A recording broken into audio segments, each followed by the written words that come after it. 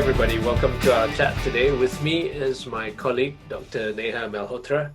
Neha is our NYSI Skill Acquisition Specialist. Welcome, Neha. Thanks for having me, Wes. So, Neha, could you just unpack a little bit for our listeners what skill acquisition is all about, and tell us a bit about your PhD research into this area? Yeah, sure. So skill acquisition is a discipline that's concerned with developing as well as improving perceptual, motor, and cognitive skills of athletes. So it aims to ensure that skills that are learned in practice environments are effectively transferred to competitive performance contexts.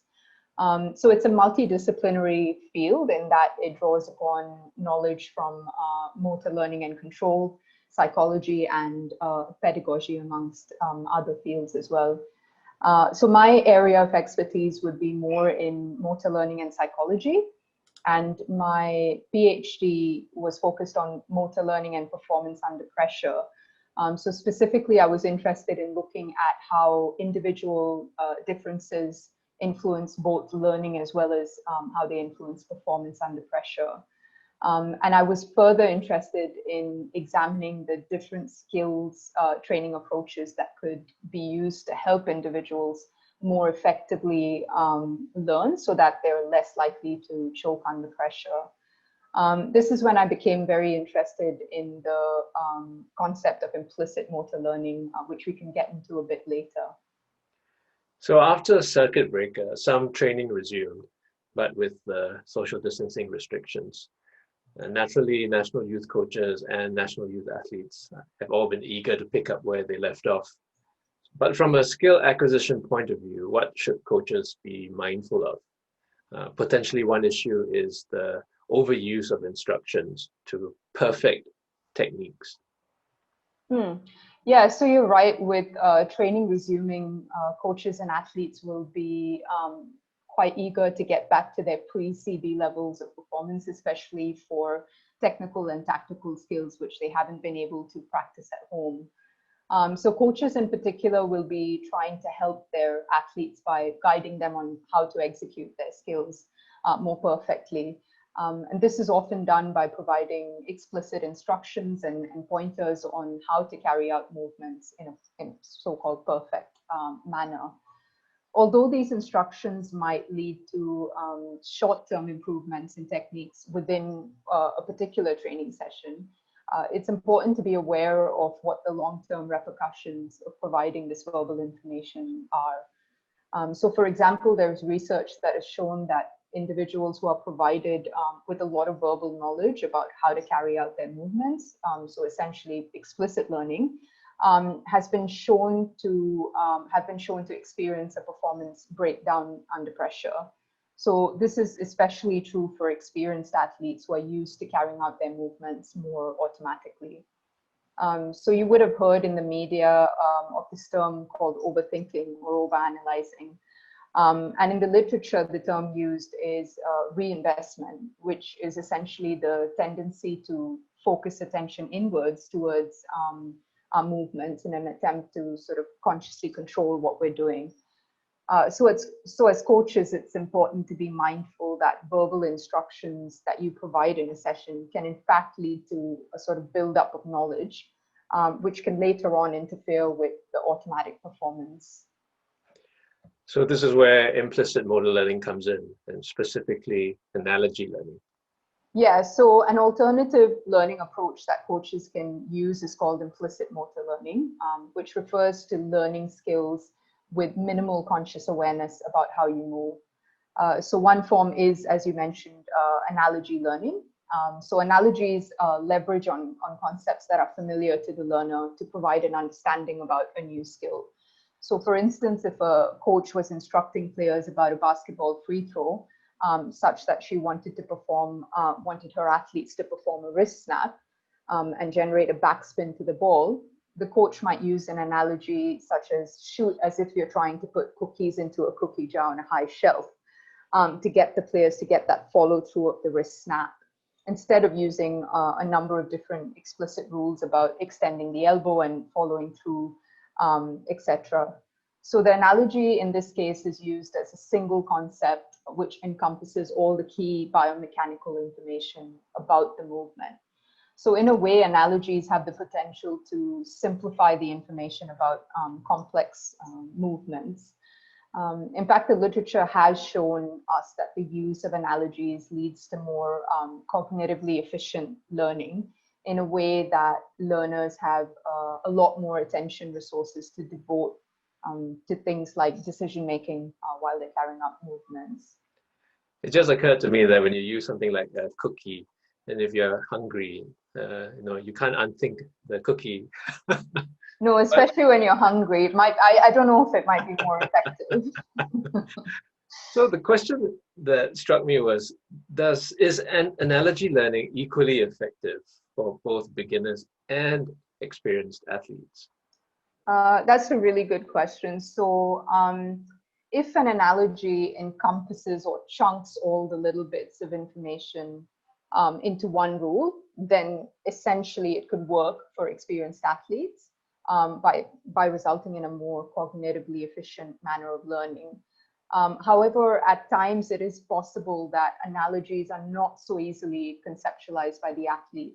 And in this case, the analogy serves as an additional explicit rule. So recently, there's been a study that was looking to train softball batting skills using an analogy.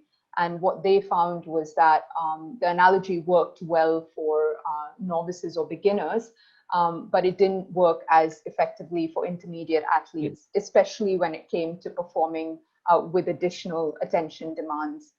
So the authors of that study suggested that perhaps the analogy was not successful in helping the athletes sort of, stack up or chunk their rules to be reflected in the analogy, but rather the analogy may have just been an additional source of information. So in that case, are there other implicit approaches that coaches can use for more experienced athletes? So for more experienced athletes, they don't need as much guidance in terms of the skills that they're trying to perform. So essentially what you're trying to do is just finding ways to direct their attention away from an internal focus so that they're not breaking down their movements and overanalyzing what they're doing. You could get them to, for instance, perform a secondary cognitive task. Like if I say, do a mathematical task, I want you to count backwards in sevens from 100 while receiving passes. So essentially, if I'm performing that mathematical task, I'll have fewer attentional resources to dedicate to thinking about what I'm doing. You could also, for instance, use more relevant secondary tasks, like get them to perhaps make decisions or answer certain questions while they're receiving that pass as well. Counting backwards in sevens from 100 is very difficult, Neha. Especially once you go past 93. I think that's where I stop. Yeah, I think my hands will just drop and then the ball will hit me square between the eyes. Yeah. So now that there are social distancing restrictions in place, coaches will have smaller training groups, no physical contact, smaller training areas. Given the restrictions, what can coaches do instead to help their athletes acquire skills? Yeah, this is true. The current restrictions are challenging, especially for certain team sports, such as water polo or rugby, as well as for combat sports. And at this time, coaches might design training sessions that are overwhelmingly feature repetitive drills, such as passing the ball from one player to another or dribbling past cones, which is understandable. However, I would ask coaches to get a bit creative given the restrictions and see how they can design training environments to be a bit more representative of the competition context. So this is a key concept referred to as representative learning design. So if coaches were adopting representative learning design, they would ensure that the training environments present the learner with some key information that is typically present in a competition.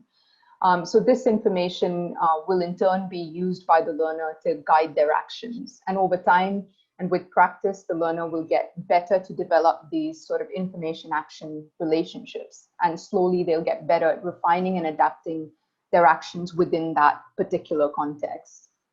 So if we use the example of football dribbling drills, if the majority of training time is spent on dribbling around cones, the athletes would direct their gaze to the ground where they'd be looking out for the cones, and they'd get really good at avoiding the stationary cones.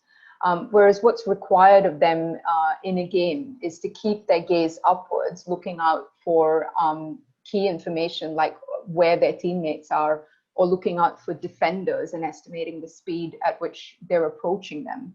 All this information in the environment is helpful for them to guide their decisions as well as their actions. So as a coach, you could ask yourself, what are the key sources of information that my athletes need to focus on during competitions?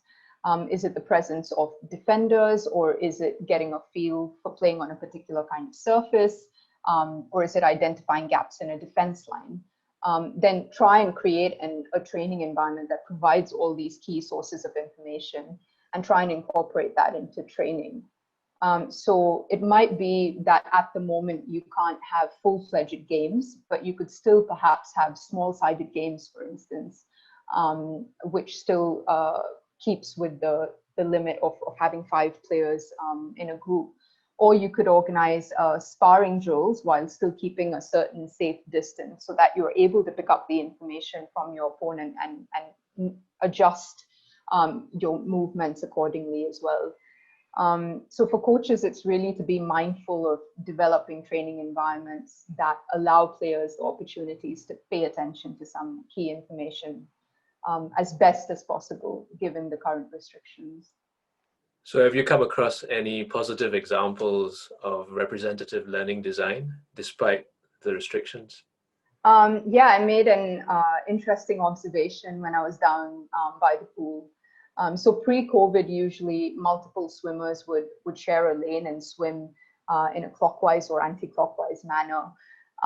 But now with the restrictions, they have to swim side by side in separate lanes, which is more similar to the competitive environment. And this allows them the experience of swimming while dealing with lagging behind an opponent, for instance. This also more closely simulates the feeling of the stroke when you're swimming alone in a lane as opposed to having many swimmers in the same lane. So yeah, I thought that was quite interesting. So just to wrap up today's discussion, maybe you could just summarize a few points for our listeners about skill acquisition. Yeah, sure. So I think the first thing to be mindful is to try to use verbal instructions really carefully, so as not to overwhelm the athlete with too many tips and pointers that might direct their attention towards, the subcomponents of the movements. So instead, you could use certain implicit learning approaches or cues that rather focus their attention away from the mechanics of their movement. And coaches can also try to be creative to design practices to be a bit more representative of performance contexts in terms of the kind of information that's available, obviously as best as possible given the restrictions. Okay, I know this is a big topic. We can't cover all the grounds, but I'm sure there's a lot more to share about it. We have research bites, right, that you and your team have been working on? Yeah, so for more information on skill acquisition, as well as the other sports science disciplines, I would direct viewers to go to the NYSI website, specifically to a section called Research Bites, where they can find a variety of different videos on some of the topics that I've spoken about today. Okay, thank you everybody for joining us today. So Neha, thank you very much for sharing your time and your expertise on this topic. Yeah, thanks so much. It was good fun. Okay, take care everybody. We'll see you again.